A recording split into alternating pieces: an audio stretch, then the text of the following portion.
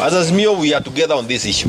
You may hear people saying, but we are together, that kwamba yale ambayo yanawahusu wa Kenya hayakujadiliwa. Now, the quiet but extremely dangerous power behind Kenya's famous political family, the Kenyatas. So it turns out that the Kenyatta family, linked Mama Ngina and Uhuru, are secretly leading a faction of Azimio leaders from the larger Mount Kenya region, currently very unhappy with Raila's decisions over the Azimio dialogue report, accusing Raila of betrayal and also rejecting the dialogue report completely.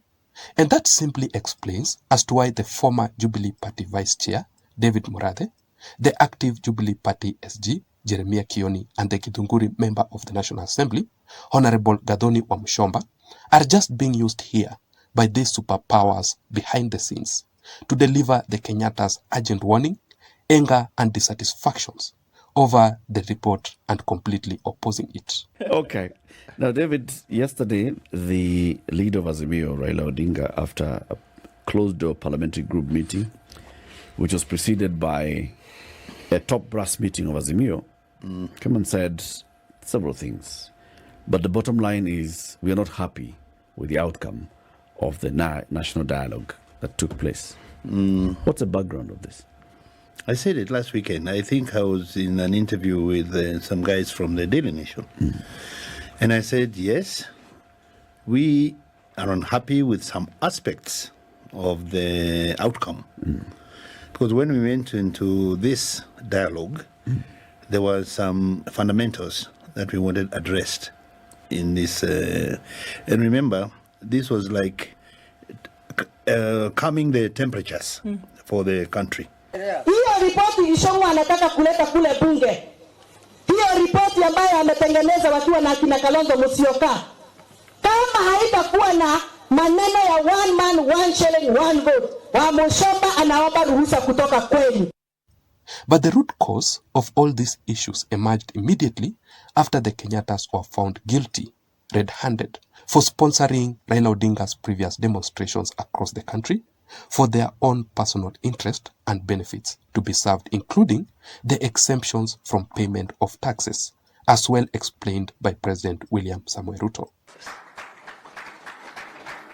We cannot continue to operate in a space where those in power exempt themselves from paying taxes using all manner of instruments, while those who do not have as much power pay tax. All I am saying is that the good people who are used to exempting themselves from paying tax, their day is up. Every citizen must pay tax. That's all I am saying. And it doesn't matter. Even if they sponsor demonstrations so that they don't pay tax, I want to promise them they will pay tax. There's no more exemption. This country is not the animal farm, where some are more equal. And that is why Moses Kuria recently responded back to Uhuru Kenyatta, saying that, let me just read for you and show you on the screen. You thought the economy would collapse by December 2023, as you have told your friends repeatedly. Now that it's clear we have navigated your murky waters, you are all over again. You are not happy that Raila has refused your contract to cause violence.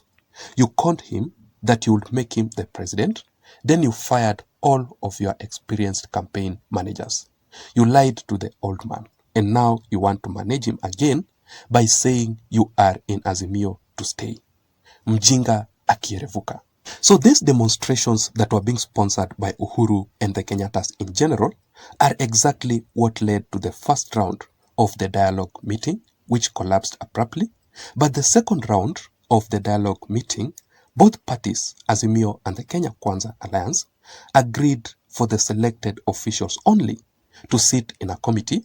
They also agreed on the membership of the committee, welcoming experts, hearing from the public, and also capturing the views from the public before coming up with the final report. A report that was largely disputed and rejected completely by millions and millions of Kenyans, including the Azimio La Umoja Alliance supporters and leaders. But the most shocking thing here is that after all this entire process, the Jubilee Party, led by Uhuru Kenyatta, being included in these talks since the beginning, Uhuru Kenyatta making a further step of appointing Jeremiah Kioni to be part of the Azimio Dialogue Technical Committee, the Kenyattas are still not yet comfortable with this final report. So the main question here is why?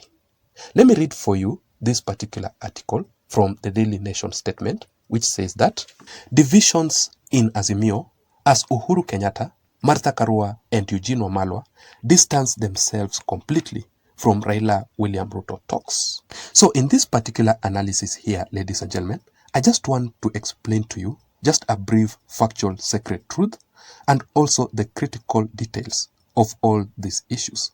But before that, in case you're listening to this analysis up to this point, yet you haven't subscribed, I'm requesting you to please take a second or two and subscribe to this channel. You can also give this video a like. If you do that, YouTube will automatically recommend this video and this channel to reach out to others. There are also the returning subscribers who are currently listening. I really want to appreciate you for your continued support. The truth is, without your support, then this channel cannot be where it is currently, and that is why I don't take that support for granted. You can also simply get notified every time I upload a video on this channel by simply activating the notification bell down below. Having said that, now let us go straight into the critical details of this analysis. And the main question here is, why do you think the Kenyattas are very unhappy with Raila Odinga after endorsing the final dialogue report? In my considered opinion, the first reason is that the Kenyattas are unhappy with Raila simply because of Raila Odinga's betrayal. The truth here is that Raila Odinga actually entered into an agreement in this particular report without any critical consultations with his boss, the Azimio patron Uhuru Kenyatta himself. And I want you to realize that the Kenyattas in general played a major critical role in the formation of the Azimio Dialogue Committee. Also, just a quick reminder that the Kenyattas also played a very important role in the formation of the Azimio One Kenya Alliance, simply because they wanted to take full control of power just in case Raila had won the previous 2022 general elections. And that is why they did everything possible to endorse Raila and to support his presidential bid. So basically here, Raila Odinga going against Uhuru's demands or wishes is exactly what is causing the split within the Azimio and the bitter fallout between Raila Odinga and Uhuru Kenyatta. But let us wait and see how things will turn out to be. Secondly, ladies and gentlemen, I strongly believe that the Kenyattas are unhappy with Raila simply because their interests were not included in this final dialogue report. The truth here is that, apart from the Kenyattas' personal and political interests, the Kenyattas also had the Mount Kenya interests in that dialogue meeting.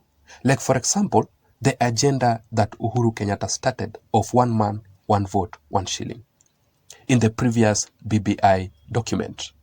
And that simply explains as to why Gathoni Wamshomba here is insisting that if that report does not include the 1 man, 1 vote, 1 shilling, then she will definitely oppose that report completely in Parliament.